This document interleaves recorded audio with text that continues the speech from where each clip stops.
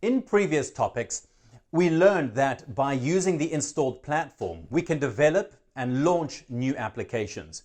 Now we're ready to start and create our own first InfoBase and fill it with data in the following lessons.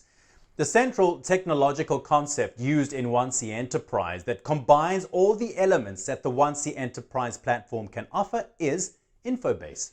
Each InfoBase is a single 1C Enterprise application. Their unique characteristic is that each InfoBase contains the user's data and the program itself, which the platform executes. Therefore, if you have an InfoBase, you have everything you need to work: data and an applied solution that knows how to manage it. The creation of any 1C Enterprise application starts with creating an InfoBase, where that application and the data driven by it will be stored. To create an InfoBase, we need to do the following.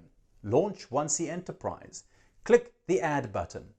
We need to create a new InfoBase because we don't have any InfoBases yet, so we can't add any. We don't have any standard configurations either, so we need to create a new InfoBase. Here we need to insert the name for our first InfoBase and click Next. We also have to choose the This or LAN computer option because we aren't connected to the 1C Enterprise server.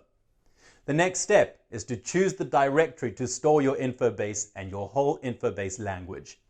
The next page contains a lot of information that is not really very valuable right now, so we can click Finish. By doing this, we've created a new InfoBase, and now we can open Designer mode to edit the InfoBase. Just click the Designer mode button for a chosen InfoBase. The created InfoBase is empty, and that's why we need to open and edit its configuration by pressing Configuration. And open Configuration.